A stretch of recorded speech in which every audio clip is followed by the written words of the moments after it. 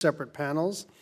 I'm honored to serve as chair for this hearing, and I'm pleased to be joined by my friend from Tennessee, Senator Hagerty. There are few responsibilities as important as confirming nominees to represent the United States on matters of foreign policy and national security. That is especially true given the backlog of nominees that must be confirmed for our government to work at full strength and to pursue our interests and our values around the world. Currently, there are 36 nominees on the floor who are awaiting confirmation and another 20 pending in committee. I can't overstate how important it is to get these vacancies filled as soon as possible.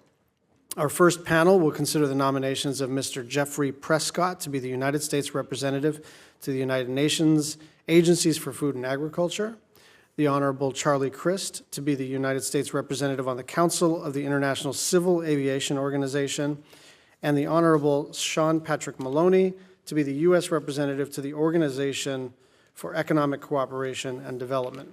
Congratulations to all of you. You are all qualified for the positions for which you have been nominated, and we thank you for your continuing service to the country, especially at this challenging time. We also want to sincerely thank the families who in many ways serve as well. When you have an opportunity to address the committee momentarily for your opening statements, we'd welcome for you to introduce your families.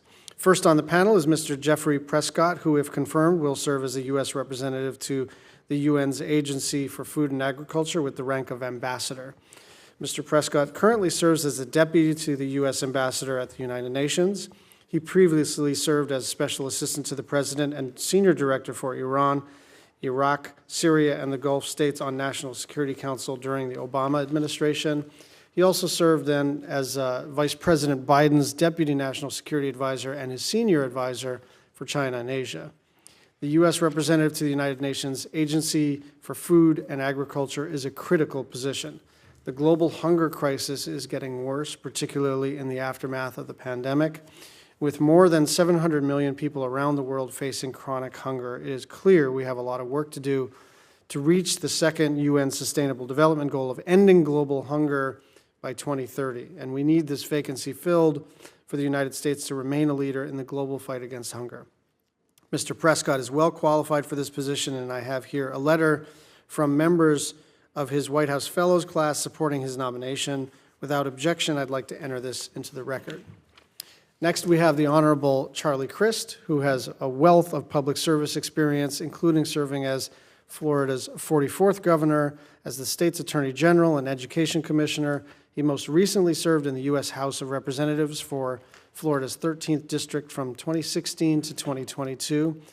If confirmed, Mr. Crist will serve as the U.S. representative on the Council of the International Civil Aviation Organization with the rank of ambassador. ICAO covers a wide range of issues necessary to facilitating safe air travel around the world, including setting global standards for navigation, communication, airline safety, and mapping out airspace jurisdiction, and establishing free-range airspace over oceans and seas. We also are pleased to have Mr. Sean Patrick Maloney, who has spent much of his life devoted to public service, most recently representing the 18th District of New York. If confirmed, he will serve as the U.S. representative to the OECD with the rank of ambassador. OECD is a unique forum where the governments of 37 democracies with market-based economies collaborate to develop policy standards to promote sustainable economic growth.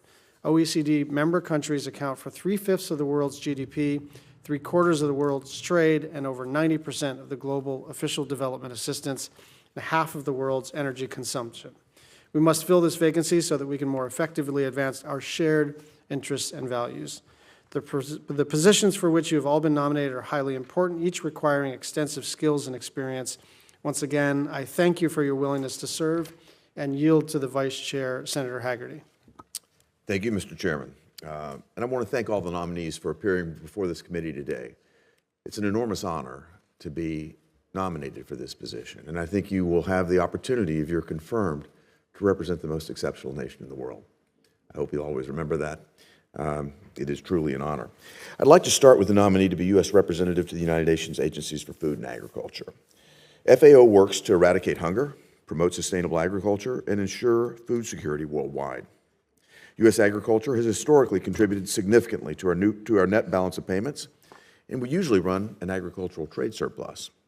Yet in 2023, USDA forecast a $90 billion agricultural trade deficit and an even more significant trade deficit in 2024. I look forward to hearing from the nominee how FAO is addressing the way tariffs and non-tariff barriers might be hindering agricultural trade. I'd like to turn to the nominee to be U.S. Representative to the Council of the International Civil Aviation Organization.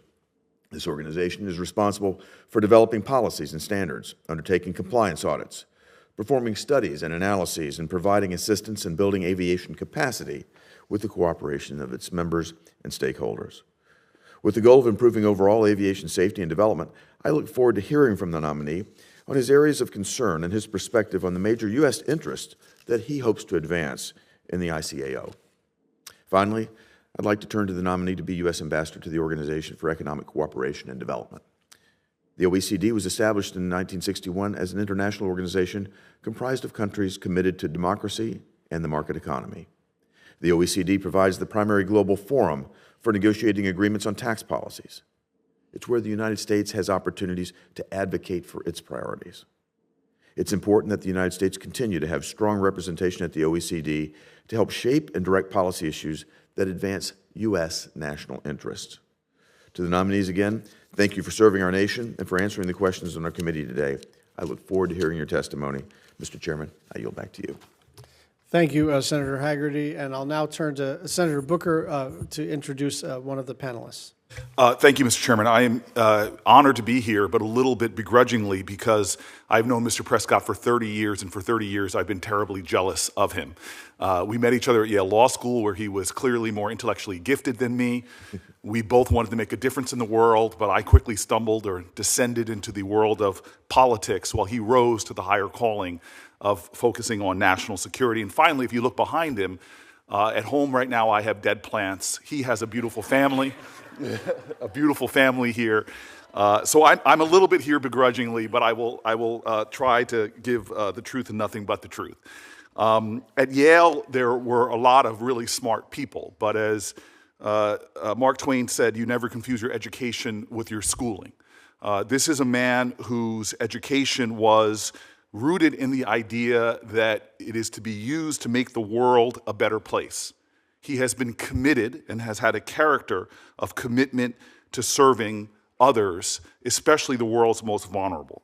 If you look at his career, don't judge a person by what they say, but look at their continuous, unbroken track record of making a difference in the lives of other people. Jeff began his public service journey actually as a nonpartisan White House fellow and continued quickly when people recognized his talent, skill, acumen, and heart. He began to have senior roles in the White House, National Security Council, and Department of State. Recently, he has been working as deputy to our UN ambassador, Linda Thomas-Greenfield. Linda has called me multiple times. I think she's one step short of a TRO in telling me how great Jeff is and has been at her job. She says quite clearly he walks the walk, and he has been making a significant difference on behalf of the United States and the United States agenda, as well as other nations in the world, on a range of critical issues affecting national security and global security. I will say that I'm very pleased that he's now focusing on an issue that is dear to my heart and a major focus of my office, which is food security.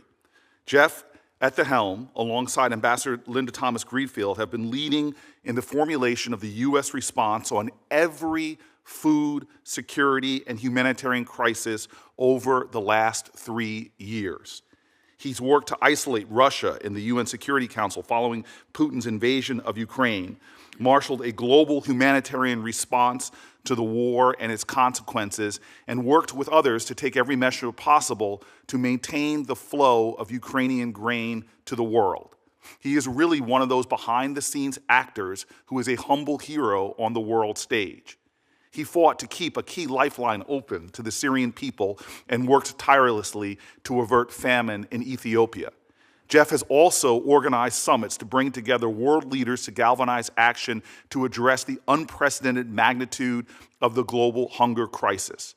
For as long as I have known this man, I know his heart, I know his head, and I see every single day that his ambition is not for personal fame, it's not for some partisan agenda. his ambition is about his moral compass, which is always pointed towards service. Love of country is not just putting your hand on your heart, it's reaching out your hand to others, and he has demonstrated that. He's never been interested in pushing a party agenda or in some way delving into the divisiveness of this nation. He believes we share common values, and he doesn't preach that, he demonstrates it. Jeff's character and expertise make him the right person for this role at a critical time. As we all know, up to 10% of the world's population goes to bed hungry each night. We don't have time to waste. We need a man of his character and commitment in this position. I am thrilled to see Jeff nominated. I am jealous that he continues to show such distinction in his career and challenge me. I've got work to do to keep up. But I'm grateful at this moment to be sitting next to a person that for 30 years I have admired, I have been grateful for, and now even more so, I am thankful that he has a chance to serve our nation in this role. I urge colleagues on both sides of the aisle to please support his nomination. Thank you very much, Senator Booker. We'll now begin with the testimony of the nominees, beginning with Mr. Prescott. And please, if you can, confine your remarks to 5 minutes. Mr. Prescott, please proceed. Well, thank you, Chairman Schatz, Ranking Member Haggerty, distinguished members of the committee, and thank you, Senator Booker, for that very generous introduction and for your friendship over many years. I really am grateful for the opportunity to appear before you today. I'm also grateful to President Biden for his trust, to Secretary Blinken and Ambassador Thomas Greenfield for their partnership over many years, and I want to thank my colleagues across the U.S. mission to the UN and the State Department for their dedicated service day in and day out. I owe my deepest debt of gratitude to my family. When I arrived in Washington in 2010 as a White House fellow, I expected to serve just a few short months. I've been honored to continue that service over the last decade, including now as Deputy to Ambassador Thomas Greenfield. With this privilege comes sacrifice, and I'm grateful to my family for helping bear the burden. That includes my mother, Barbara Blackburn, and stepfather, Ed Blackburn, watching from their home in North Carolina. But I would not be here before you today without those sitting behind me, my wife, Susan Jakes, and my daughters, Amalia and Phoebe. Thank you for your love and support on this day and every day as you inspire me and make possible my continued service to our country. This is as complex and consequential a moment in the world as any we have faced. We are in a geopolitical competition to shape the future of the international order, and we're grappling with intractable global challenges that cross borders. Food security sits at the intersection of these two great strategic challenges. The world is facing an unprecedented global food security crisis. Mr. Chairman, you just mentioned approximately more than 700 million people around the world suffering from hunger, a crisis fueled by compounding factors, by the pandemic, by drought and other climate shocks, and critically, by conflict. Russia's brutal, unprovoked invasion of Ukraine has worsened an already profound challenge, driving increases in hunger and extreme poverty worldwide. Additional conflicts and crises across the Middle East, Africa, the Western Hemisphere, and Asia are further straining the global humanitarian system. Over nearly 3 years, I've advanced the Biden administration's use of every tool available to confront these crises, working with Secretary Blinken and Ambassador Thomas Greenfield to bring food security to the forefront of the agenda of the United Nations. We mobilized more than 100 countries around a common roadmap and convened a global food security summit. More recently, I traveled with Ambassador Thomas Greenfield to the Chad-Sudan border to galvanize action to provide life-saving relief and to hold accountable those responsible for the suffering. If confirmed, I would seek to focus on 3 top priorities. First, to ensure that we use taxpayer dollars as effectively and efficiently as possible in international institutions. The bipartisan support that makes America the most generous donor to the UN system depends on transparency and accountability and budget discipline. If confirmed, I will be your partner in fighting to maintain integrity, promote US values, and uphold good governance. Second, even as America has stepped up, a testament to the leadership of this committee and your colleagues, our efforts alone are not sufficient. If confirmed, I will seek to leverage the private sector in responding to emergencies and building resilience, to engage non-traditional donors, and to establish new, innovative sources of support. I believe we should strengthen partnerships with American farmers in our work around the world. American farming is the gold standard, to your point, Senator Haggerty, and I'd be honored to connect my early experience growing up in Kansas and working summers on a Texas farm to this role. Our farmers not only have the power to share their yields with markets all over the world, especially where there's a level playing field, but also the capacity to share best practices around science and technology to teach people to better feed themselves. Third, we have an imperative to advance American interests and values in the face of unrelenting efforts of our competitors. After all, great power competition does not end at the UN's front door, certainly not from the perspective of our adversaries. I have a deep expertise and clear-eyed understanding of the challenge posed by China, and if confirmed, I would vigorously engage in this intense competition. Finally, I'm humbled that, if confirmed, I would follow distinguished former US ambassadors in this role. That certainly includes Ambassador Cindy McCain, who held this position before assuming leadership of the World Food Program last April. I've benefited from close consultations with many other leaders in this field, including Ambassador McCain's predecessor at the World Food Program, Governor David Beasley. I understand the critical responsibility that this committee and Congress as a whole has on these issues, and if confirmed, would seek to partner closely with you and your staff. There's never been a more important time for U.S. leadership on the global stage, and I would be honored to serve the American people. Thank you, and look forward to your questions. Thank you very much, Mr. Prescott. Mr. Maloney, please proceed with your testimony. Well, thank you, Mr. Chairman. Thank you, Mr. Vice Chair, Senators. It's an honor to appear as the nominee to be the U.S. representative to the Organization for Economic Cooperation and Development. I'm so grateful to the President and to Secretary Blinken for the confidence they've shown in me. I also want to thank my family, my husband, Randy. We've been together for 31 years. We've had 3 children together, Reniel, Jesus, Daly, and Essie. So I want to thank them for all their love and support, and without it, I could not be sitting before you today. We do meet against the backdrop of 2 wars in Europe and the Middle East on a scale not seen in generations. And we meet amid the rise of authoritarian and movements around the world. Now more than ever, we need a values-based organization like the OECD to demonstrate the benefits that free market, democratic economies can deliver to our citizens. As President Biden has said, democracy is hard work. The work of democracy is never finished. It must be protected constantly. And that's why the OECD is and remains so vital. Its research and convening power provide policymakers the information necessary to guide our nations through challenging times, and it amplifies our common values. You know, authoritarian regimes are trying to tell a story that their single-party systems, command economies, and repressive security apparatuses deliver the best outcomes for their people. But we know this story is a dangerous lie. The OECD provides the objective research to expose that fiction and demonstrate the true strength and benefits of free societies. As Secretary Blinken said, the more we and all democracies can show the world that we can deliver for our people, for each other, the more we can refute the lie that authoritarian countries love to tell. Now, I come to this role and before this committee with what I hope is the right mix of knowledge and experience to advocate for the United States and our policies at the OECD. I'm an attorney by training and served as a partner at 2 global law firms. I worked at the White House as on the senior staff as the President's staff secretary. I served as the chief operating officer of a startup software company focused on risk management in the energy derivatives markets. I advised 2 New York governors focusing on improving the state's public higher education system.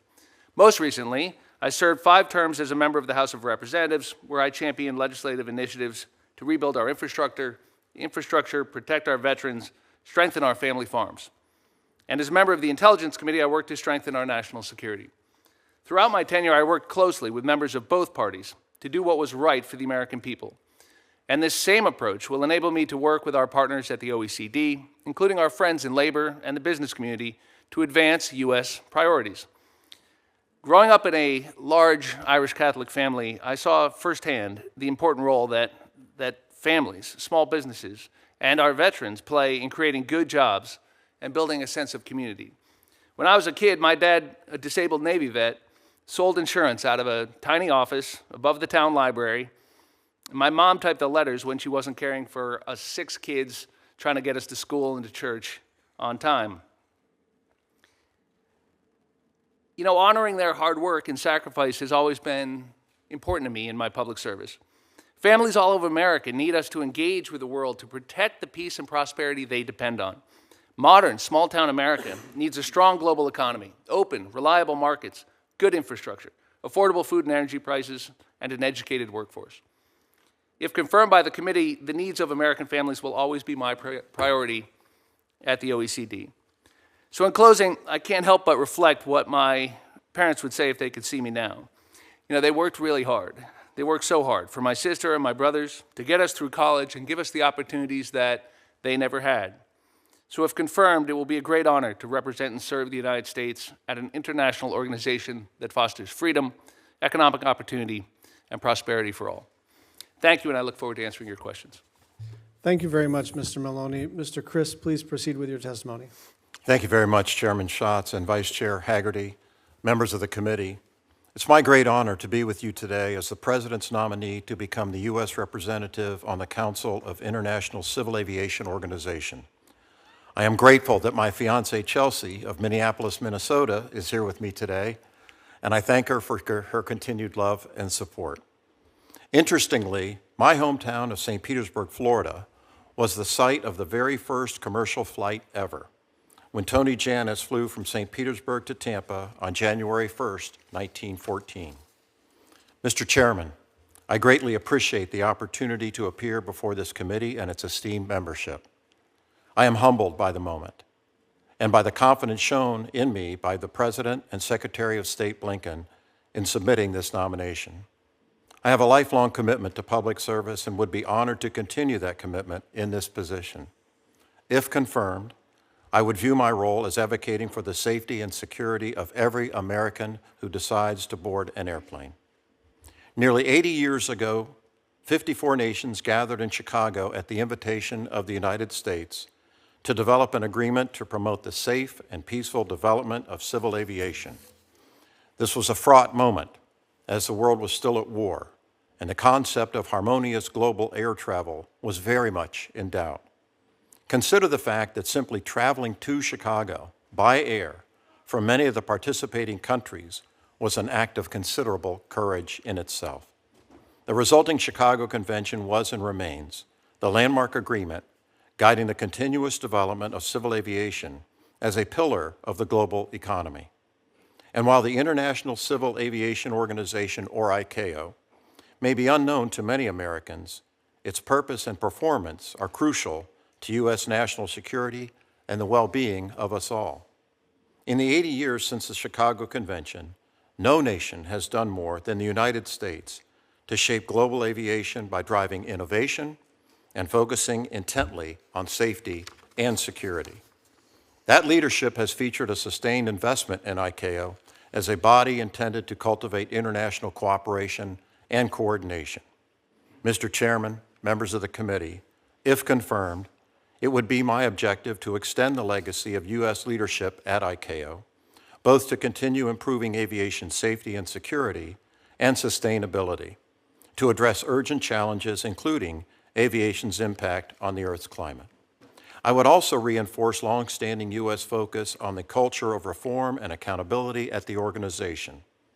Working in concert with ICAO leadership, Secretary General Juan Carlos Salazar, and Council President Salvatore, as well as Shakantano, who have both shown encouraging commitment to these essential principles. It's important to note that ICAO is not immune to the risk posed to international organizations by authoritarian states such as Russia, or that such states have already been hard at work to undermine the purpose and performance of these bodies.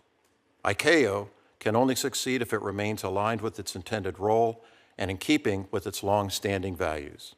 That role, those values, are threatened when member states disregard their international commitments, as in the case of Belarus Ryanair forced landing to arrest political dissidents, or Russia's decision to dual register stolen leased aircraft following its further invasion of Ukraine.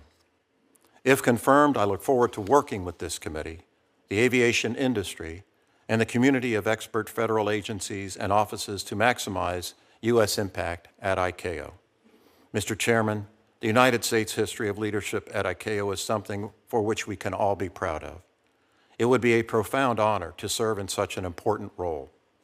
And if I have that good fortune, I will serve with a determined focus on the safety, security, and well-being of the American people. Thank you, and I look forward to your questions. Thank you all for your testimony. Now we have a few questions that speak to the importance that this committee places on responsiveness by all officials in the executive branch, and we expect and will be seeking from you. I would ask each of you to just answer yes or no. If you are confirmed, do you agree to appear before this committee and make officials from your office available to the committee and designated staff when invited? Yes, sir. Yes. Yes, Mr. Chairman. Yes, Thank sir. you. Do you commit to keeping this committee fully and currently informed about activities under your purview? Yes, sir. Yes, Mr. Chairman. Yes. Thank you. Do you commit to engaging in meaningful consultation while policies are being developed and not just providing notification after the fact? Yes, Yes, Mr. Chairman. Yes, Mr. Chairman. Thank you. Do you commit to promptly responding to requests for briefings and information requested by the committee and its designated staff? Yes, sir. Yes, Mr. Chairman. Yes. Thank you very much. We'll now begin a 5-minute round of questioning. Mr. Prescott, the State Department and USAID funding makes up just over 1% of the total federal budget. Of that, humanitarian and development assistance, including support for the activities undertaken by organizations where you would be representing the United States, make up just a fraction of that. Some believe that's already too much. Can you explain why it is in United States' interests to support these efforts to respond to crises around the world? Well, thank you, Mr. Chairman. I agree that it's extremely important for us to maintain our tradition, our bipartisan tradition of leadership on responding to humanitarian emergencies around the world and stepping up to help meet the food security needs of people all over the world. As I mentioned in my testimony, as you mentioned in your opening, we're at an unprecedented scale of the global hunger crisis at this moment. And the U.S. support for international institutions, including those, if confirmed, I would be representing the United States before on the world stage, helps address both the urgent hunger crisis that we're facing right now, but also making investments to ensure that we can help people feed themselves and help people support their own societies over the long term. It's important that we invest in resilience and we invest for the long term, in addition to the need to respond to the immediate. This is important to us because with hunger, with the breakdown of the social safety net in places around the world, we see the rise of conflict, we see the flow of migration, we see challenges across the board. It's in our national security interest to make these investments. As you mentioned, it's a very small percentage of the investments that we make to our national security around the world, and it's important that we strengthen them going forward. If I may just say one more thing, Mr. Chairman, sure. I do think it's important that we connect the work that we do bilaterally around the world through our agencies, USAID, the State Department, other U.S. agencies, and the work of these international institutions. And if confirmed, I would like to make sure that those investments that we are making around the world are done in coordination and that we're maximizing the efficiency and effectiveness of the U.S. taxpayer dollar that is going to help protect our security in these critical issues. Thank you. Thank you. And I think you said it exactly right. Hunger equals instability equals risk to us. And there are moral reasons for us to stay engaged and to reduce the number of people who go to bed hungry every day. But even if that is not driving you, it is certainly in our national security interests. Mr. Maloney, the Biden administration announced plans to expand the U.S. Pacific Islands infrastructure initiative to provide more than $28 million to support secure, sustainable, and resilient infrastructure in the Pacific.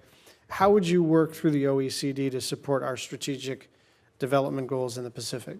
Well, thank you, Mr. Chairman, and I know this is an issue of real concern to you. I think the OECD is such an excellent forum as a values-based organization, as a group of like-minded nations, to provide something exciting and positive for countries around the world to look to in the area of developing their infrastructure. And of course, one way to look at that would be as a counter to the Chinese efforts with One Belt and One Road. But really, at its core, it's about creating opportunities, better opportunities for international financing for the private sector, to really get in the game in an area where there is so much need for infrastructure. And of course, resiliency, particularly in the Pacific area, will be so critical as we go forward. So it's really a win-win if we get organized properly. And the OECD is an excellent forum as a group of like-minded countries through initiatives like the Blue Dot Network and others, to really corral and organize international financing around better infrastructure investments, and hopefully ones that don't come with a lot of the downsides that perhaps other opportunities from other sources do. You know, I should point out that my work in the private sector as a partner at Kirkland & Ellis focused on deploying private capital to infrastructure. So it's an area I'm very excited to work with the committee on as we go forward. Thank you. And just one final comment on that. As I've interacted with Pacific Island leaders, two thoughts. One is that they understand that there's a competition between the United States and China, but they don't want to be viewed as instruments in that competition. They may have a view, but they may be small, but they are sovereigns. And I think that we have done a better job over the last couple of years of being physically present, but also understanding that to the extent that Secretary Blinken says friends, allies, partners, it starts with friendship, it starts with a personal relationship, it starts with physical presence in the region, and not just viewing these places as a possible location for a base or an installation or a carrier. And so to the extent that we can cultivate those relationships, I think it inures to our strategy as it relates to China, but that has to be a secondary benefit to a friendship that is real. Senator Hagerty. Mr. Chairman, I might just stay on this topic that you've raised. Mr. Maloney, will start with you and share a personal story, if I might, because it goes right to the point that our chairman raised. In my previous position, I served as U.S. Ambassador to Japan. One day I happened to be reading the Nikkei Asia, and I saw that the South Korean shipbuilder that was managing Subic Bay was in bankruptcy. There were two bidders. Both of the names sounded suspicious to me. I had my team check on it. And it turned out they were both related to the CCP, and the Chinese interests there were very real. It took some work. I picked up the phone. I called the Secretary of the Navy. I asked him if he wanted to be the Secretary of the Navy that got Subic Bay back for America, or did he want to be the Secretary of the Navy that let it go to China? I reached out to the DFC, the components of that at the time. I reached out to a private equity firm in the United States to get their help. The private equity firm wound up running the process. We got the Chinese bidders moved aside. I went to the Japanese. They helped us put the financing together through their Development Finance Corporation to buy the land around it. Our DFC could never get the deal done. And you know, it's something that's very close and personal to me. We need to be able to make these institutions work. I signed on behalf of the United States the partnership with JBIC, that's the Japanese version, OPIC, and the Australian counterpart. That was the beginning of the Blue Dot Network. The Blue Dot Network is now residing or being incubated inside the OECD. And the standards for certification are going to be built there. I want to get your thoughts, Mr. Maloney, on how you'll drive this and how we'll make certain that our interests are maintained and move forward. Well, thank you, Senator, and thank you for your work on this. Obviously, with your experience in the private sector and in Asia, you're in an excellent position to understand how critical it is. Look, I believe that the Blue Dot Network is an excellent beginning, but it's just the beginning. And as you know, there's so much potential in this area. And the scale of our efforts need to match those of other countries around the world, especially the Chinese. And that, I think, is the challenge going forward. It's a good start. It's the right track we're on, but I will certainly be eager to work with you to accelerate our efforts, to make them more effective, and to scale them properly so that these represent real opportunities to get projects done, because, as you know, that's the bottom line. People need what they need to grow their economies, serve their citizens, and as with 5G and other areas where we have to have something to offer, not just something to oppose. I think there's a real opportunity here. And as you know, there is so much capital sitting on the sidelines, eager to match its long-term liabilities to these perhaps lower returns, but stable, effective returns that infrastructure can bring. But you need to rationalize it. You need to reduce the political risk. You need to make the deal flow better. And I believe those are real opportunities and enjoy bipartisan support. So it's a real opportunity to do something positive. I would encourage you, particularly given your experience at Kirkland & Ellis, where I have, in my private sector career, spent a lot of money with your firm. But you have access to talent that I think could be very, very helpful here. I would encourage you to build a network. I'd be happy to help you with that, to advise on this. But there's a real urgency here. And we need to make this work. We need to broaden it. And we need the toolkit that we don't have alone. We've got to have partners in the private equity arena, whom you know, I'm sure. We've got to have partners that can provide every aspect of the capital stack to make us competitive in this arena, because our competition doesn't have the sort of limitations we have.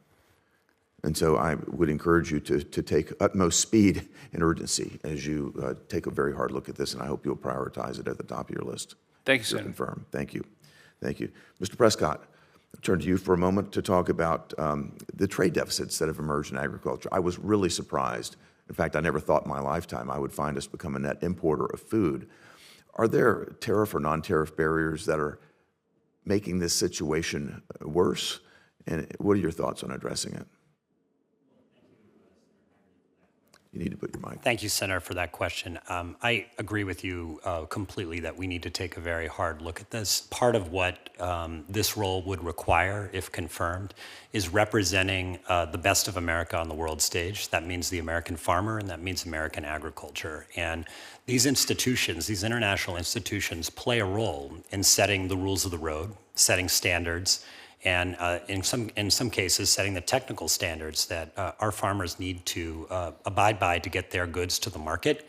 We have a stake in making sure that those rules are fair, that the highest levels of science and technology are incorporated into those rules. We've got to fight for our interests in these institutions, and if confirmed, that's where I would put my focus. And I think there'll be real opportunities to work. I hope there'll be real opportunities, if confirmed, to work with you, work with other members of this committee and the Congress to make that happen. This is no surprise to you, but the agricultural elements of trade negotiations are the toughest. And having the scar tissue from being involved in the U.S.-Japan trade deal negotiations, I can tell you it's tough, but it's absolutely critical. So thank you for focusing on this. Thank you very much. And I hope, if confirmed, I have an opportunity to sit with you and get your advice and wisdom about how best to go about that in this role. Thank you. Thank you, Mr. Chairman. Thank you very much. Senator Crane. Thank you, Mr. Chair, and congratulations to the nominees. I particularly am happy to see my friend Governor Christ here. We were governors together, and we've each had a number of different chapters in public life, and we seem to braid back and forth together. It's good to see you here at the committee hearing. Representative Maloney, I want to talk to you about two items with the OECD. First, if you look at the OECD list of nations, I guess 38 nations, it's a fascinating list. Big nations, you know, the United States, Mexico, Iceland, fewer than 400,000 people. One of the things that's very notable, though, about the list is that there's one continent that does not have an OECD member, and that's the continent of Africa. The North and South America, yes. Europe, yes. Asia, yes. Australia, of course. I guess Antarctica doesn't have a membership, so there's two continents. But the fact that Africa does not have a member, I think, is something that sends a message about the OECD. And if an Iceland with 400,000 or a Luxembourg with 600,000 can be an OECD member along with large countries, then I would just hope that, you know, you might consider with your colleagues. First nations have to want to be a member and they have to meet standards, but it would really send a different message about the OECD if there were members of the OECD from all continents. So I'm just going to state that as something I might hope to see during the time I'm in the Senate. The second thing I want to ask you about now is the OECD has an anti-bribery convention, and it went into effect in 1999, more than 20 years ago. Legally established binding standards to criminalize bribery of foreign public officials in international business transactions. The 38 members and the seven other non-OECD countries have embraced the OECD convention. Despite the fact that the convention's been in place for a long time, domestic enforcement has been pretty uneven. The OECD Working Group on Bribery's annual report in 2022 indicates that 18 of the 44 members have yet to conclude a single foreign bribery case, even 20 years after its initiation. Many member states have yet to implement recommendations for critical anti-bribery reforms. What might be done through the OECD to strengthen compliance with the Anti-Bribery Convention? Well, thank you for the question, Senator, and thank you for pointing out that the OECD, like all of our multilateral organizations, needs to be inclusive of all the peoples of the world. Of course, in keeping with our values and standards that are the pride of that organization. Look, on the Anti-Bribery Convention, as you know, the United States led with our values in the 1970s on the Foreign Corrupt Practices Act. And if ever there was an example of where that far-sightedness has paid off, it has been in setting that example of how what initially seemed like it might disadvantage our companies has in fact gone a long way to create exactly the kind of climate where American investment opportunities are maximized. And that has to be the argument for countries that are perhaps lagging in some respects on their commitments to the convention. Look, our argument is not do it for us. Our argument is do it for you, that your societies, your economies will grow and be strengthened just as ours had by holding ourselves to higher standards. And the OECD is a fantastic venue for that because you've got critical mass. As you know, it's 2/3 of the world economy. And so, like many things in politics and in life, it's about focus and emphasis and effort. And I do think we just need to keep at that hard work. But the primary argument is that this is for your benefit as much as anything. And I think that also should guide our efforts at a session as we move forward. We need to balance carefully our desire to grow any organization with an adherence to those core principles. And I do think that's why the collection of data and research that the OECD excels in is so valuable, because it really does create that kind of transparency and shine a light on where we're succeeding and where we have more work to do. Great, I appreciate that. Governor Christ, I was struck by some of the positives coming out of the dialogue between President Biden and President Xi yesterday, Premier Xi, and particularly in the reduction of fentanyl, for the resumption of better communication in mill-to-mill communication, which is so important. Communication and engagement guarantees nothing, but the absence of communication and engagement usually guarantees problems. Talk a little bit about China's priorities in the ICAO, and should you be confirmed, how you will make sure that we try to work productively together on the important issues dealing with civil aviation around the world. Thank you very much, Senator, and thank you for your kind words at the outset of this meeting. I appreciate it very much. The relationship with China is complicated, and I, like you, and I think most Americans, are very encouraged by the now open dialogue directly between our president and President Xi. That's a positive sign. And as you well stated, having a dialogue that is ongoing, that is direct, is a great positive, not just for China and the United States, but for the world. So I'm encouraged by that. Now, China's history at ICAO has been more complicated. One of the recent leaders of ICAO was from China. And there were challenges as it relates to accountability and transparency at the agency. We have new leadership now, as I mentioned in my opening remarks. And he's done a wonderful job from all indications that I have seen. I'm encouraged by that.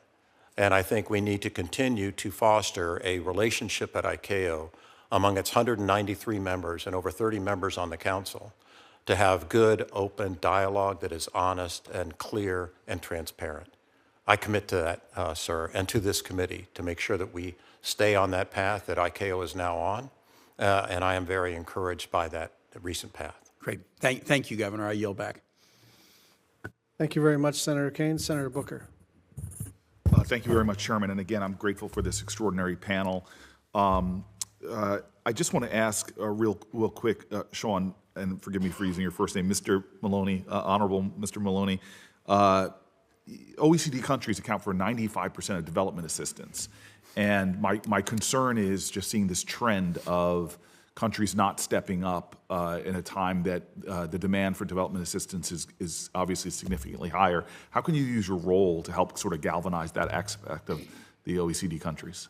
Well, thank you, Senator, and you can use my first name anytime. I appreciate that, man. You'll have to tell me later how somebody gets an introduction from you because except for this honor, I can't imagine anything better.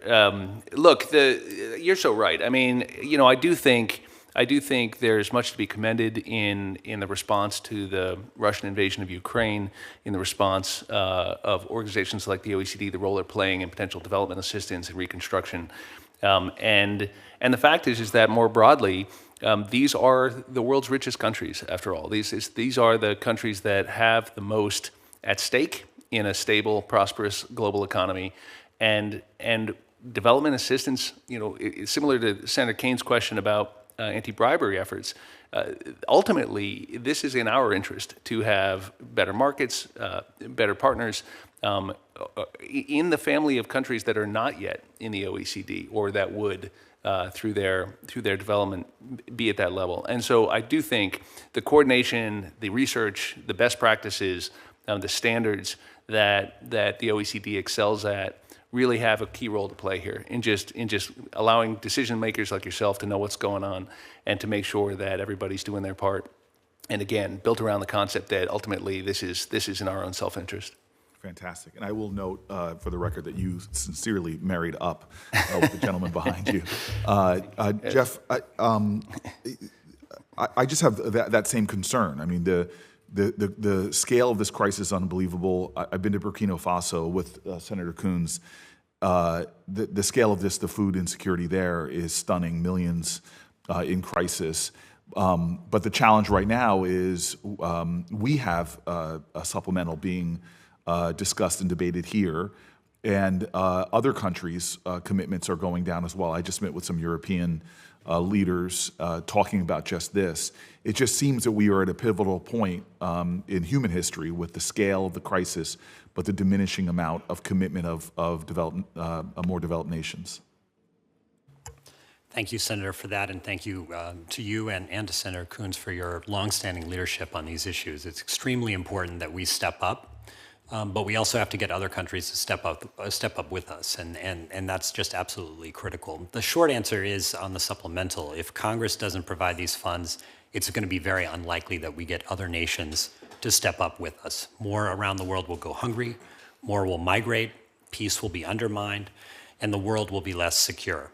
Food security is national security, and these investments invest our interest as well as the interests of people around the world, as well as our values. And I hope that we can see this body come together to ensure that the United States continues to play the global role that we have played, the leadership role in humanitarian issues, on food security issues, and on agriculture issues. And if confirmed, I would want to use the diplomatic platform that this position provides, to be a champion for those issues and work very closely with you in doing so.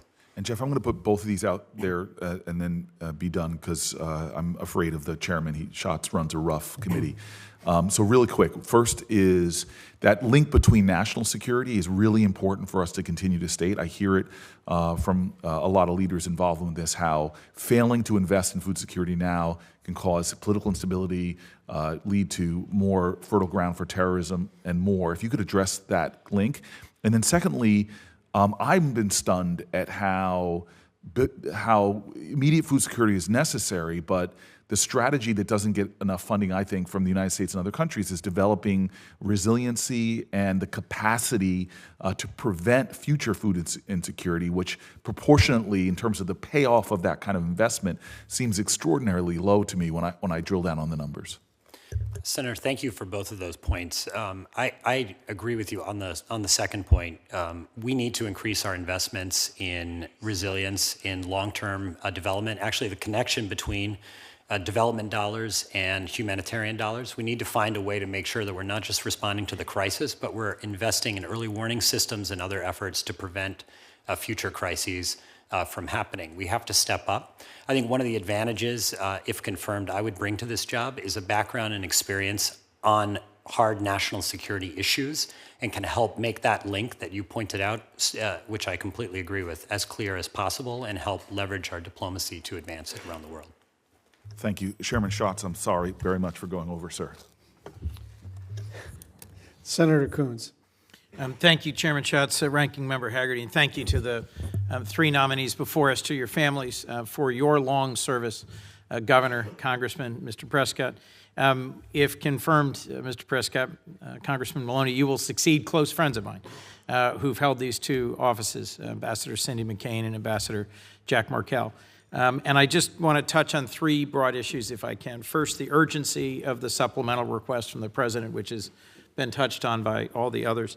The role of China in the UN system and the ways in which, whether it's the ICAO or the FAO, we've seen the impact when Chinese nationals lead organizations that have a global impact.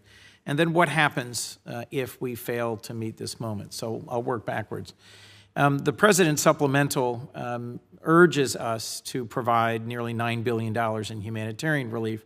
Mr. Prescott, a lot of time is being spent on the civilian tragedy in Gaza and the challenges in Ukraine. But there are dozens of other countries to which the World Food Program and FAO provide critical relief. What would be the impact on the United States standing in the world and our security if we failed to deliver on this humanitarian need? Well, thank you, Senator, and again, thank you for your long leadership on these issues. We need to have those voices on the world stage. We need to make sure that not only that we are stepping up, but that we're getting other countries to step up with us. And as I mentioned in my opening testimony, we need to find ways to bring other players into this picture as well. That includes the private sector, that includes new mechanisms, and I think there's some good ideas that have been kicked around on this, and I think we ought to take a hard look at them and really work together on that, and if confirmed, I would pledge to do that. But as I just mentioned in response to Senator Booker, food security really is national security, and when people go hungry, we see conflicts increase. And so the urgency of stepping up, not just to respond to the crisis in Ukraine, although frankly the crisis in Ukraine is having a spillover effect in other food security crises all over the world. That's why the Black Sea grain flow is so important, and that's why we need to focus on it. But we also need to make sure that we're paying attention to these other crises, because when we don't, they become bigger and they come back to haunt us at home. So I think that's... As you pointed out earlier, Mr. Prescott, hungry people also, it doesn't just create conflict, they also migrate. They pick up and they move in ways that have security and stability consequences across whole regions and hemispheres. You mentioned there are some good ideas. I think one of them is a bipartisan bill that Senator Graham and I have introduced to create a foundation for international food security, which would attract private sector investment to partner with public sector investment, and I hope you'll work with me on that. Congressman Maloney, direct budget support helps sustain the Ukrainian people. When Russia attacks infrastructure, the first responders who come out and put out the fires and help restart the electric grid are folks who are being supported not just by the United States, but by dozens of our partners. The OECD is largely made up of those partners in that important work. What would it mean if we were to abandon Ukraine in their hour of need as they face a cold winter and ongoing Russian assaults, not just on their military and the front lines, but on the very fabric, the very infrastructure of the Ukrainian people?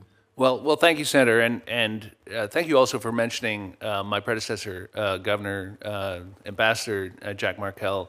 He and his wife Carla have been extremely generous to Randy and me, and he's such an extraordinary public servant. Yes. No wonder he comes from Delaware. But I also really thank you for the question on Ukraine. You know, the OECD obviously needs to stay in its lane to some degree. But when you think about the forum as a collection of countries, value-based, market economies, democracies, that is the key group of countries globally that will see the naked aggression Russia has demonstrated in Ukraine and the barbarity of that invasion the way we do. And more importantly, has the capacity to do something about it. And so I think one of the great, perhaps underdeveloped aspects of the OECD is its extraordinary value in a world where values come to define who you can work with. It's not just the size of the economies. It's not just, right, the size of the militaries. It's where can we get things done. The fact that it's a consensus organization and yet can be so effective really only underscores that. And the effect of walking away from Ukraine is absolutely devastating. I mean, I was there in Munich on that weekend before the invasion with Ambassador McCain and others, yourself, and listen to President Zelensky that day, and to think about the heroism they have demonstrated and the way the West has responded. The president gets great credit for this, as you know. But now is the moment. Now is the moment when we need to hang tough and to stand with our friends. And as you know, the United States is the absolute indispensable country in this, and we must continue the effort. Thank you, Congressman. One of the areas you will have the opportunity, if confirmed, to work in is development finance. I share the concerns of Senator Hagerty that the DFC, something I helped craft, has a huge amount of potential that it's not yet fully achieved. I think the work against corruption, to promote transparency, to invest in more robust private markets and free enterprise that the OECD plays a central role in, would be advanced by our being engaged in modern development finance. So to the extent you have feedback for us on how we can strengthen the DFC, it has impacts across all three of these areas, but particularly one that may overlap with you. Mr. Chairman, would you indulge me for a last question, or should I? Thank you. Governor Christ, if I might, you referenced how the ICAO previously was under the leadership of a Chinese national and now is not. We just rejoined UNESCO. We were just voted in, I think, yesterday to the Executive Committee of UNESCO. We've recently rejoined the Human Rights Council.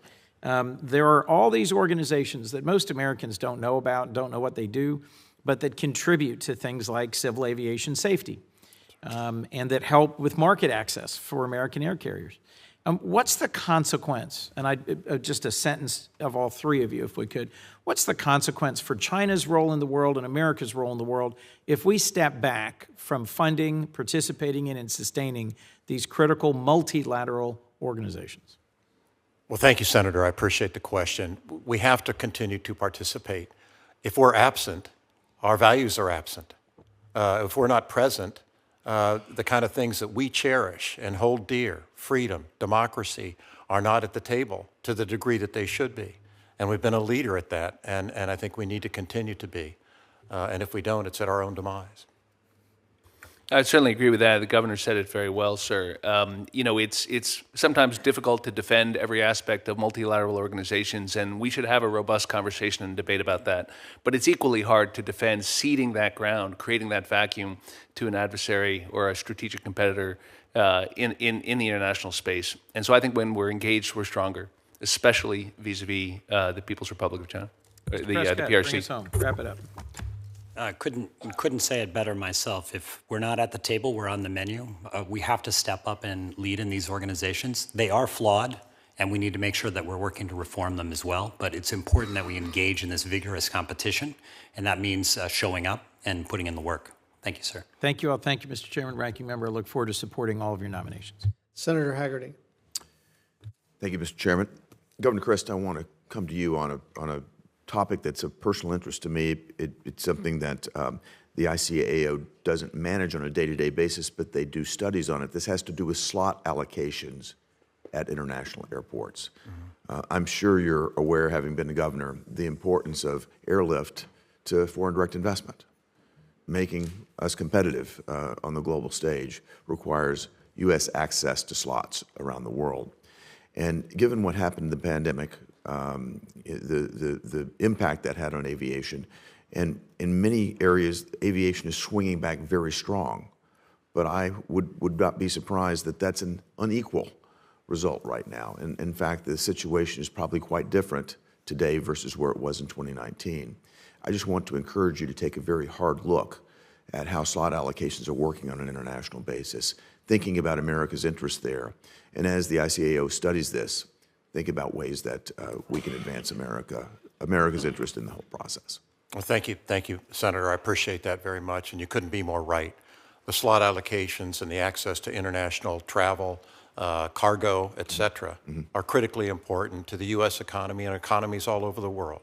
And so I commit to working with you, if confirmed, to be able to pursue this and advance that very important interest across the globe and in American interest in particular. And what I've seen, I regret to say, is that there are other nations that don't play by the same set of rules that we do, that would like to involve themselves in slot allocations, maybe to disproportionately advantage themselves. And so understanding the situation and making certain that we've got metrics and parameters that ensure that that slots are allocated properly and fairly is absolutely important. Yes, sir. Absolutely. Thank you. If there are no more questions for the witnesses, the record will remain open until the close of business tomorrow, Friday, November 17th, for questions for the record. I urge our nominees, I know it's Thanksgiving, but if you want to get confirmed quickly, to try to complete those answers as rapidly and as thoroughly as possible so that we can clear you for committee action. Each of you have critical positions that need confirmation. That concludes the first panel of today's hearing. We'll excuse our nominees and allow our next panelists to get settled, and we'll recess for 2 or 3 minutes.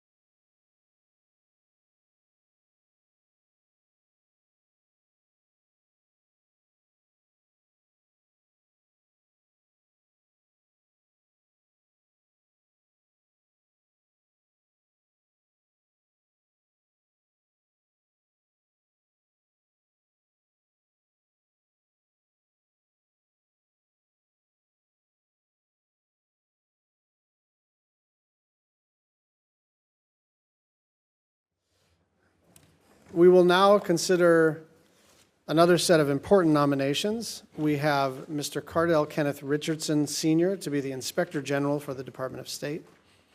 We have Ms. Nicole Champagne to be the Ambassador to the Organization for the Prohibition of Chemical Weapons, and Ms. Joanne Lockhart to be the Ambassador to Burkina Faso. Congratulations and thank you to each one of you. You are all extremely qualified for the positions for which you've been nominated and will promote U.S. foreign policy and national security interests in your respective roles if confirmed. We thank you for your service.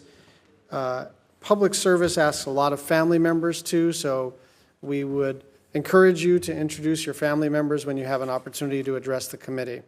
The first on the panel is Mr. Richardson, who currently serves as the Inspector General of the National Geospatial Intelligence Agency, where he provides independent oversight and objective assessments of agency programs and operations. He's a retired United States Air Force colonel, having served 26 years in active duty. Mr. Richardson has been honored twice with the Presidential Rank Award for his service. Next, we have Ms. Nicole Champagne, a career member of the Senior Foreign Service, who currently serves as the Deputy Chief of Mission at the U.S. Embassy in Cairo, Egypt. She previously served as chargé ad interim to the U.S. mission in the Vienna office of the United Nations and at the International Atomic Energy Agency, among other postings. Ms. Champagne is nominated to represent our nation at the Organization for the Prohibition of Chemical Weapons, where she would support global efforts to permanently eliminate weapons under the Chemical Weapons Convention. Finally, we also have Ms. Joanne Lockhart, a career member of the Senior Foreign Service, most recently serving as the DCM in the U.S. Embassy in Côte d'Ivoire. Ms. Lockhart's assignments also have included serving as the Public Affairs Officer at the U.S. Embassies in Uganda and Burkina Faso. If confirmed, Ms. Lockhart will return to Burkina Faso as ambassador. Burkina Faso has experienced a coup and a military takeover in just the last year. More than 2 million people are internally displaced as of this past July, and an estimated 4.7 million people need humanitarian assistance. It's a volatile situation, to put it mildly, and that makes this role especially challenging. But Ms. Lockhart's deep knowledge of and experience in the region will be vital for the U.S. efforts to support regional stability through the promotion of democratic values, respect for human rights, and sustainable economic development. The positions that each of you have been nominated for are essential to promoting American values of democracy and equality around the world. Each role requires specific skills and expertise that you bring. Once again, I thank you for your continued willingness to serve, and now yield to the Vice Chair, Senator Hagerty. Thank you, Mr. Chairman. And again, I want to thank the nominees for appearing before this committee today. Your willingness to serve this great nation. These are very important positions that you're up for. First of all, I want to say this, that if you're confirmed, you're going to have the opportunity to serve the most exceptional nation in the world. And I hope you'll always remember that and take it to heart. I'm sure you will. And for your families that support you, I very much appreciate the contributions that you make to the success of your loved one. I'd like to start with the nominee to be Inspector General of the Department of State. You'll play a critical role in audits, evaluations, inspections, and investigations at the department. And the State Department's Office of Inspector General plays a critical role in investigations. In July of this year, I led a group of 17 senators to ask the State Department's Office of the Inspector General to investigate whether State Department officials have complied with all appropriate laws and regulations with respect to the suspension of Special Envoy for Iran Robert Malley's security clearance. On June 29th of 2023, news reports revealed that the State Department had suspended Special Envoy Robert Malley's security clearance earlier this year due to serious allegations of mishandling information. In early July of 2023, news reports revealed that the FBI is also investigating Special Envoy Robert Malley for allegedly mishandling classified information. And just a few days ago, one news reporter wrote, quote, "Two government officials tell me that Malley was picked up on an intercept revealing something he was not supposed to reveal in a private conversation with a foreign official," close quote. And I should also add that in August of 2023, we learned that Malley's security clearance had actually been suspended back in April of 23, 3 months before the suspension was actually reported in public. And how did we learn about it? The Tehran Times, which is a propaganda arm of the Iranian regime, somehow got hold of the sensitive but unclassified memo. That memo is the one that informs Robert Malley that his clearance was being suspended. They published it. As you should know, State Department regulations known as the Foreign Affairs Manual describe in detail how diplomats are supposed to carefully handle sensitive but unclassified information. That's why it's especially shocking that sensitive but unclassified material related to Robert Malley's case was either so poorly handled or perhaps it was stolen. Our group of senators have also asked the State Department's Inspector General to look into how the Tehran Times got its hand on the sensitive memo. And, Mr. Chairman, I want to enter this memo for the record, if I might, and also our letter. In September of 2023, news outlets reported that individuals who had worked closely with Special Envoy Robert Malley were intimately involved in the so-called Iran Experts Initiative, which is a foreign influence and collusion network run by the Iranian regime. In fact, one of these individuals recently worked for Robert Malley at the State Department before moving to work at the Department of Defense for the Assistant Secretary who oversees special operations. I refer to these ongoing investigations to highlight the need and significance of filling the position of Inspector General for the State Department so we can get at these deeply concerning issues. I'd now like to turn to the nominee to the U.S. representative of the Organization for Prohibition of Chemical Weapons. The OPCW is the international organization that is charged with overseeing the implementation of the Chemical Weapons Convention. The nominee, if confirmed, will represent the United States at this organization and advocate for U.S. national security interest with respect to preventing the development, production, and stockpiling of chemical weapons by foreign countries and other actors.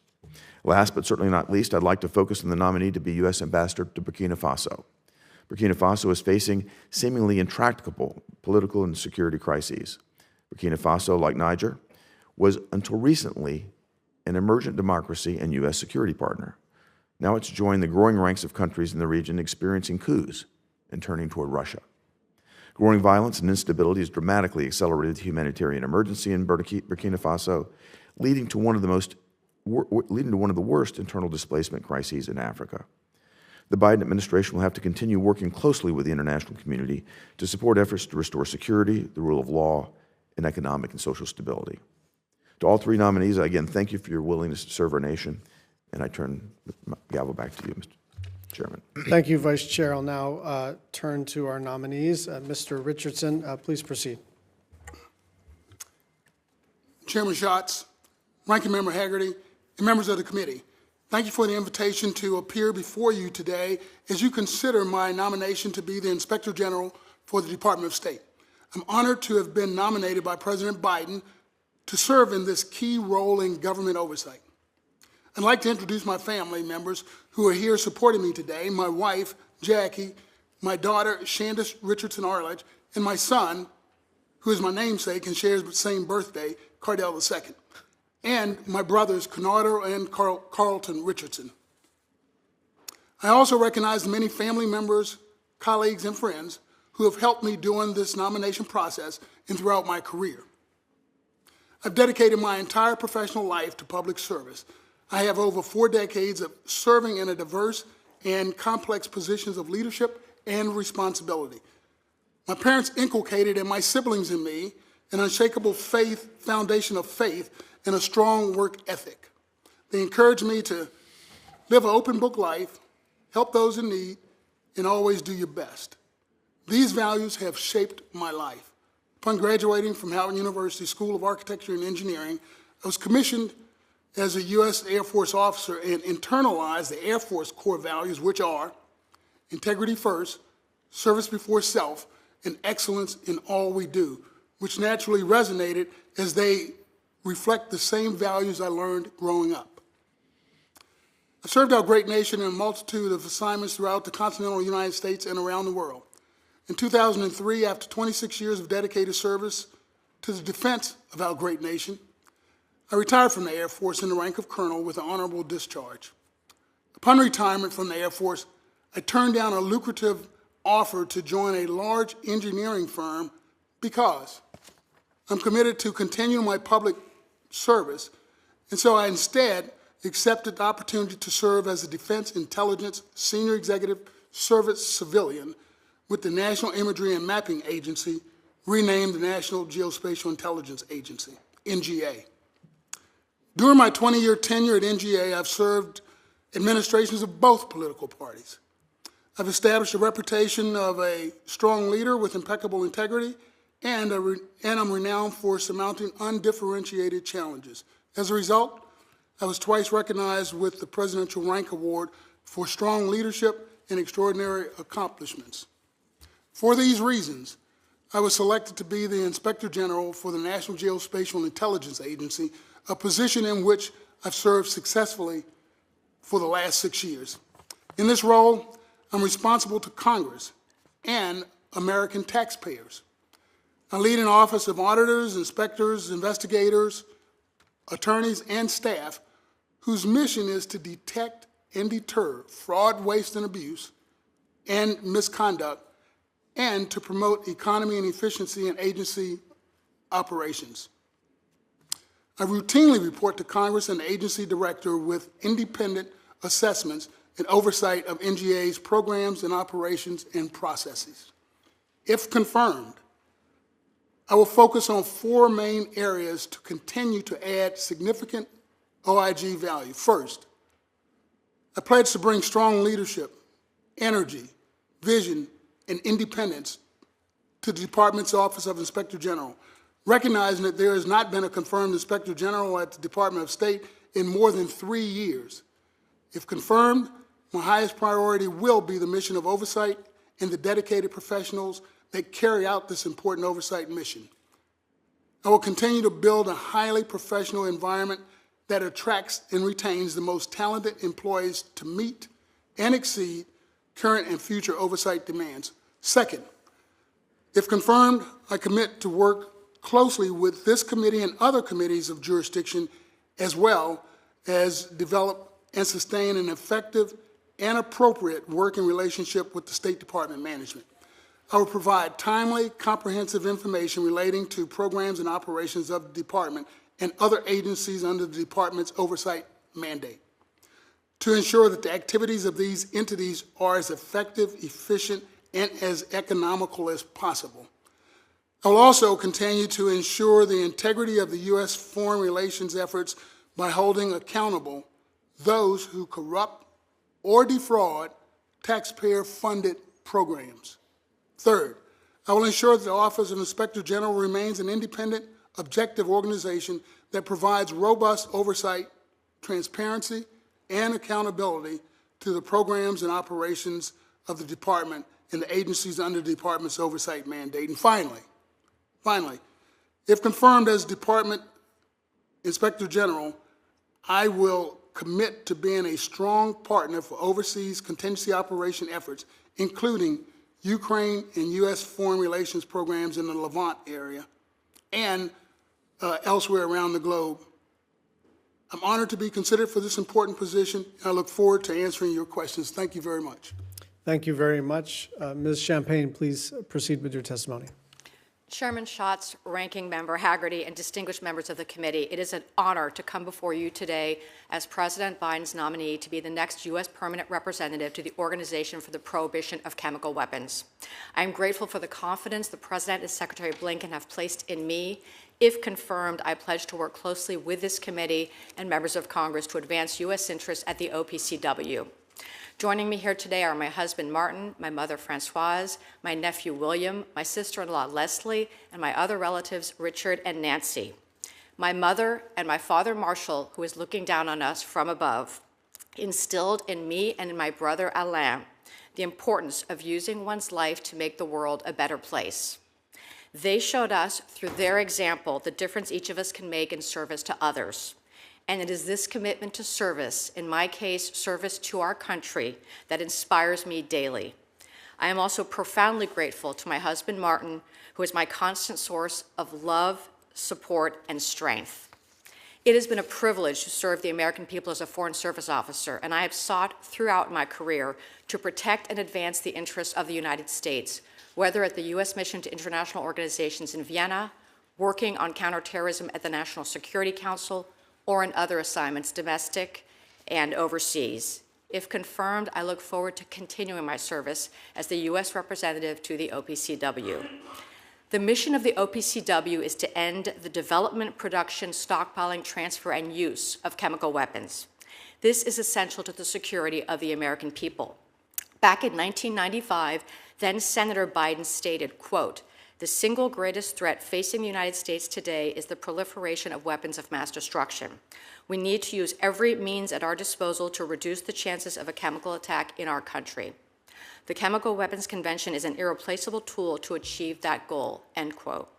His statement was true in 1995 and remains so today. When the Chemical Weapons Convention entered into force in 1997, the main function of the OPCW was to verify the destruction of declared chemical weapons stockpiles and confirm the chemical industry was not involved in the proliferation of chemical weapons or their precursors.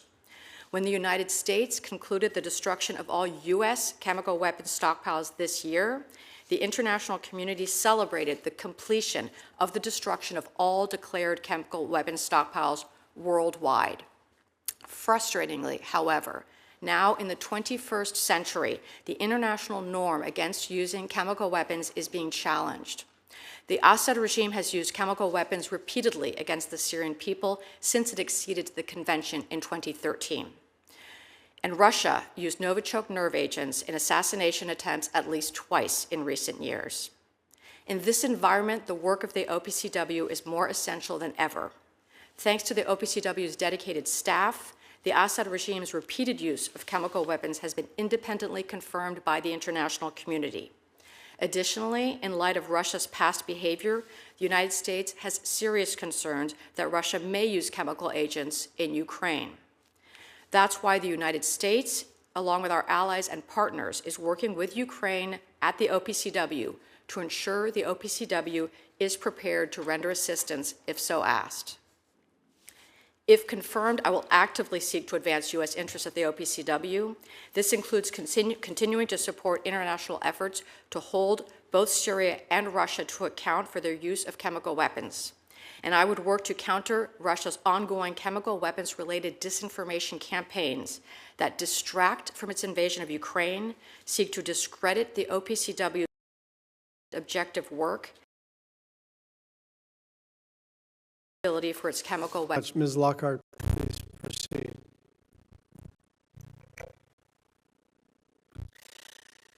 Chairman Schatz,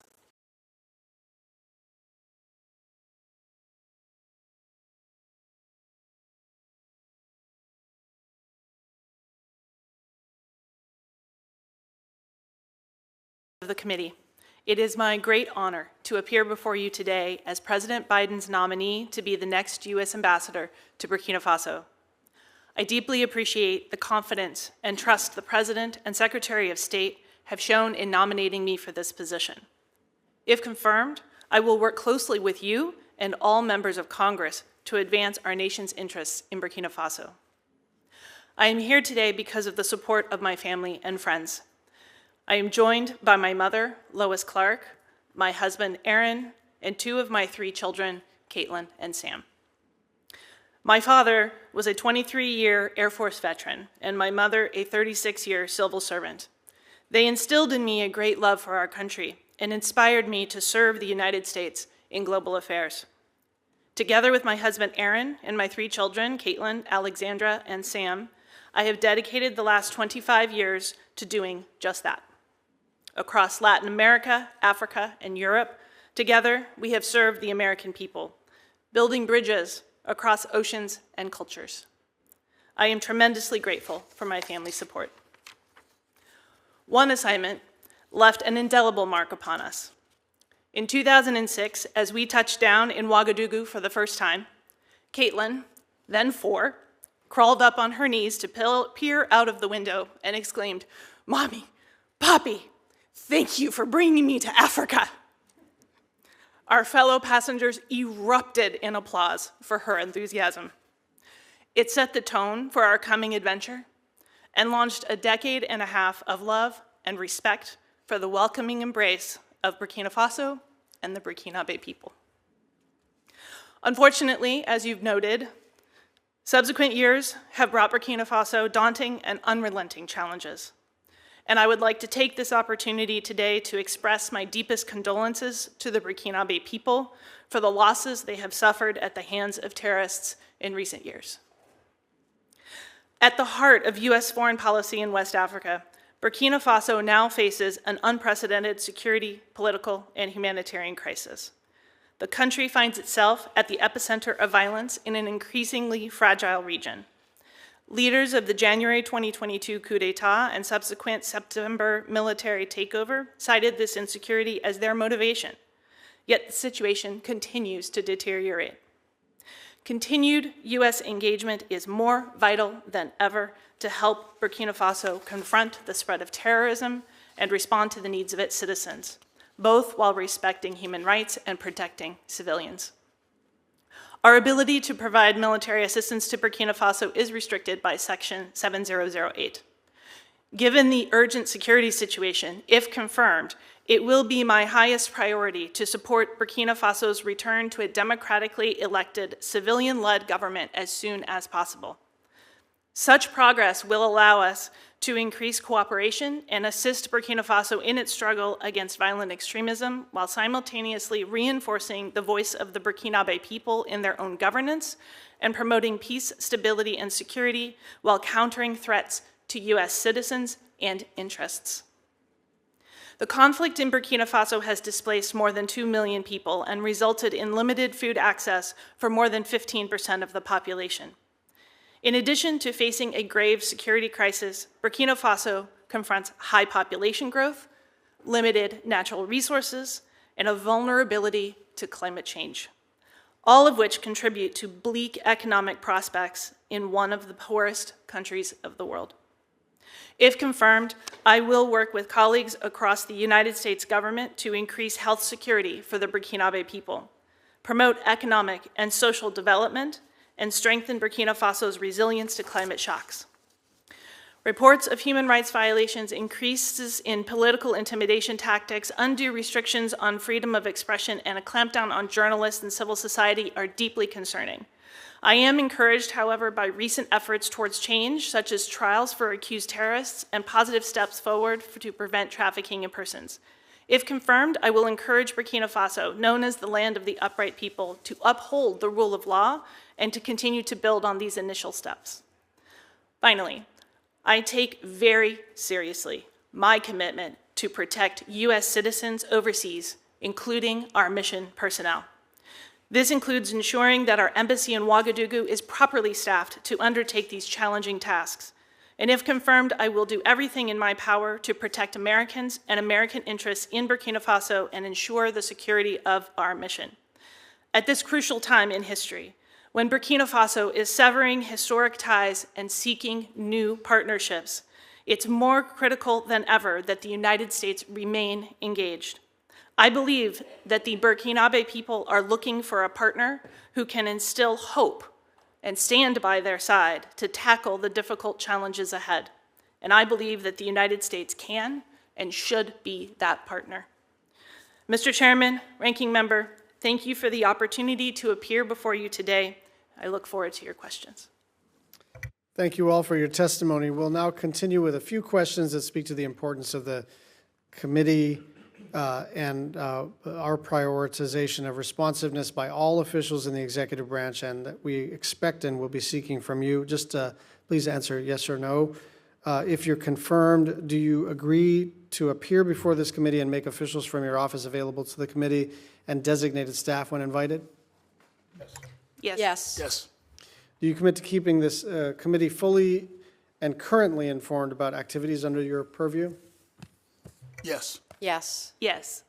Do you commit to engaging in meaningful consultation while policies are being developed and not just providing notification after the fact? Yes. Yes. Yes. Do you commit to promptly responding to requests for briefings and information requested by the committee and its designated staff? Yes. Yes. Yes. Thank you. Mr. Richardson, as you know, DOD has appointed a lead IG for the oversight of Ukraine. Maintaining strong oversight of U.S. aid to Ukraine is critical. Just walk me through how the State Department IG and the DOD IG collaborate in an instance where they have sort of joint oversight jurisdiction. Yes. So, Senator, thank you for the question.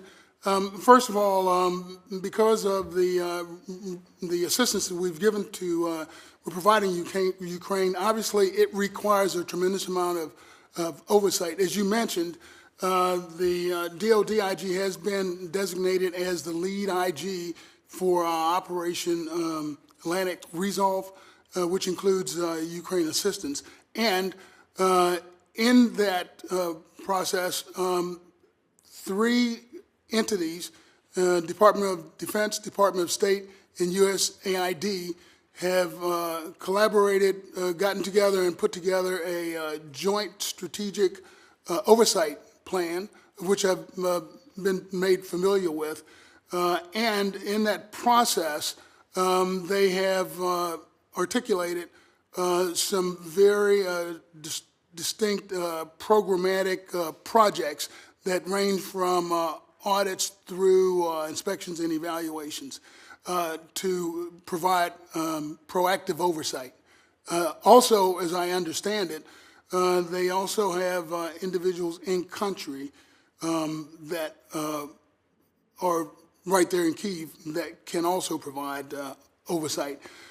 And as I understand, there's a pending trip in the beginning of the year that, if confirmed, I certainly will be a part of. Thank you very much. Ms. Champagne, you mentioned Russian disinformation about chemical weapons. Very briefly, what do you mean by that? Thank you for that question. There are 2 areas that come to mind most immediately. First of all, Russia, together with Syria, has been engaged in a years-long campaign to try to persuade the international community that the Assad regime is not responsible for chemical weapons use in Syria. Of course, that is completely false, and the OPCW's technical staff has put together reports making very clear that the Assad regime is indeed responsible for those attacks. So that's one area the Russians have been extremely active in trying to deceive the international community. Another area regards Ukraine, and that's where, since the beginning of Russia's invasion of Ukraine, Russia has been alleging that the United States, NATO, and Ukraine have been using chemical weapons. Again, completely false. So those are the types of disinformation campaigns that, if confirmed, I would fight against at the OPCW. Thank you very much. Ms. Lockhart, how would you characterize the relationship between Wagner and the Burkina Faso government, such as it is? Thank you very much, Senator, for that question. The situation right now in Burkina Faso relating between the transition authorities and the Russian government and other organizations is concerning. And if confirmed, I will work throughout my tenure as ambassador to demonstrate to the transitional government and the Burkinabe people, most importantly, that the United States is the partner that shares their values. We care that the country is returning to a democratic trajectory and respecting human rights. We want to restore stability and security and build economic prosperity for the Burkinabe people. Russia does not. But what's Wagner doing now? Senator, thank you very much. Unfortunately, I don't have access to that information currently, but I commit to you that if confirmed, I will work with you to ensure that the committee is fully informed. Thank you. Senator Haggerty. I think the chairman and I are both interested in what the military government there is doing with Wagner. I think we both appreciate an update on that when you have the opportunity.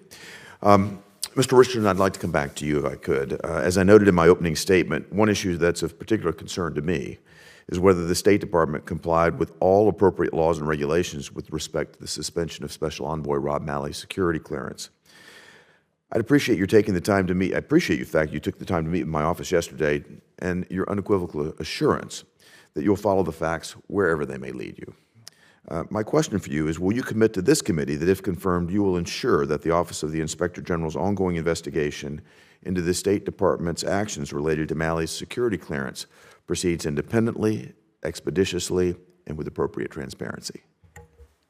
I can give you unequivocal assurance it will. Thank you. Will you further commit that if confirmed, you'll keep this committee informed on your office's interim and final findings, including in a classified setting if that's necessary? I absolutely will. I think keeping Congress informed is critical to exactly what I'm being considered for this position for. And I appreciate your commitment to the chairman earlier in that regard. I'd like to turn now to the situation in Ukraine.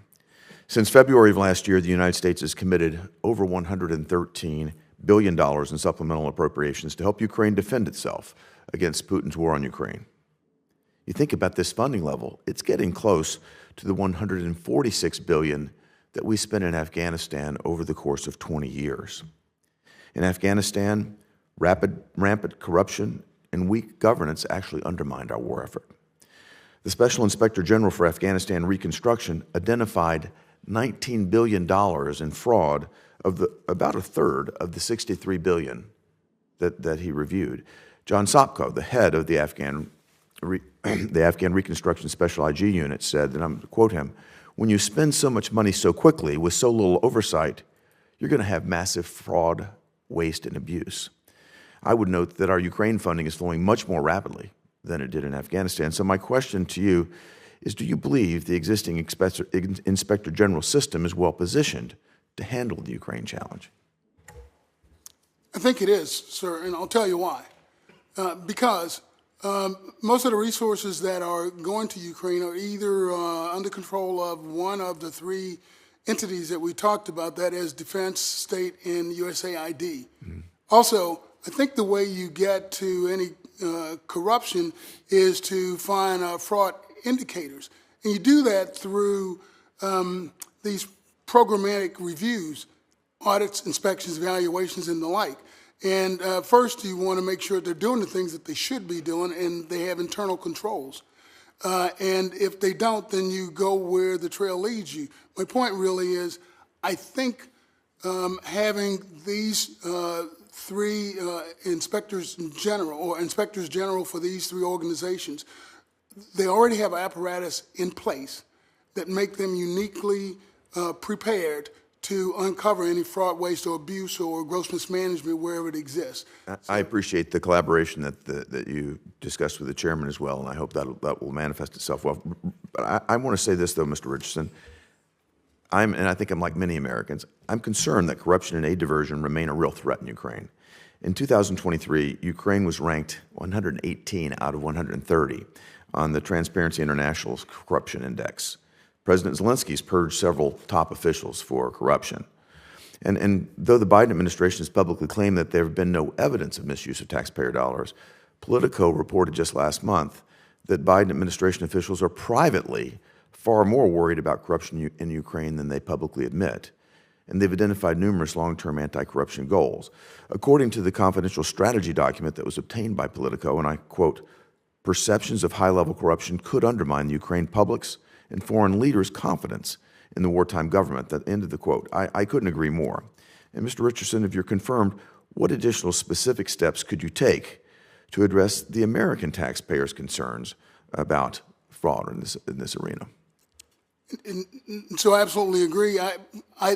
To answer your question, the additional steps it would take is to one, make sure I'm working with the stakeholders that are in country. I'm talking about entities like the National Anti-Corruption Bureau there in Ukraine, as well as the Special Anti-Corruption Prosecutor's Office, of which I know there's already been some discussion and working with. There's also a high anti-corruption court that also, and so it's reasonable to assume that with this level of resources, that there are some likelihood that there might be some corruption. We ought to look for it. And so I can commit to you that will be a top priority to do just that. Well, I appreciate that. As we look at where Russia's unprovoked war on Ukraine is leading us toward a stalemate, I think it's absolutely imperative that the Biden administration provide us with a clear and persuasive theory of victory in the conflict. And I think the American people are very clear in the fact that they don't support some type of open-ended commitment. So as we consider additional supplemental assistance here for Ukraine, we really expect and appreciate robust oversight of the funds. Thank you, Mr. Chairman. Thank you, Senator Haggerty. Senator Booker. Thank you very much, Mr. Chairman. I just want to pause for a moment, if I can. You have a great ranking member who's just an extraordinary senator and a chairman who are pretty extraordinary. You got 3 senators here. 2 out of 3 ain't bad in terms of the quality.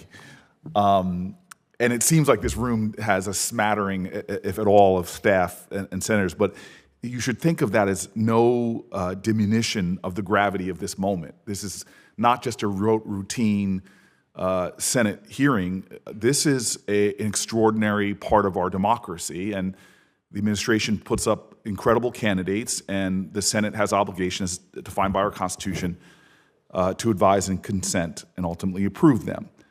I'm just sitting here and getting more and more moved because I'm thinking about my mom and dad who met here and married here, and I was born in this city, the only one of the 100 senators born in Washington, D.C. And my mom is relentless. I'm going to get a chance to see her this week because she will always try to remind me so that I never lose the gravity of moments like this about what was going on around the time that I was born. A woman couldn't get credit. They had to get their husband to sign on with it. My parents, a black family, would tell me time and time again how many companies in Washington, D.C. wouldn't hire black people. And so from the time I was born, I'm now sitting here looking at a panel that just some 50 years ago, this country couldn't have imagined. That you'd have 2 women up for extraordinarily important positions to lead and represent our nation, and a black man who has had such a career of distinction. The 3 of you are different. You're just different. Not your race and gender, you're different because of the commitment of your lives. Sir, when you said you gave up a lucrative position in the private sector to stay in service, I got chills. What is on this panel right now is just an extraordinary American story of who we are as a nation who's overcome so much to get to this point in American history. And it's extraordinary because the 3 of you have spent your entire careers as humble servants of this nation, not for the money, not for the attention and the fame that we get as senators, where our names are in the press all the time. Sometimes I wish not as much.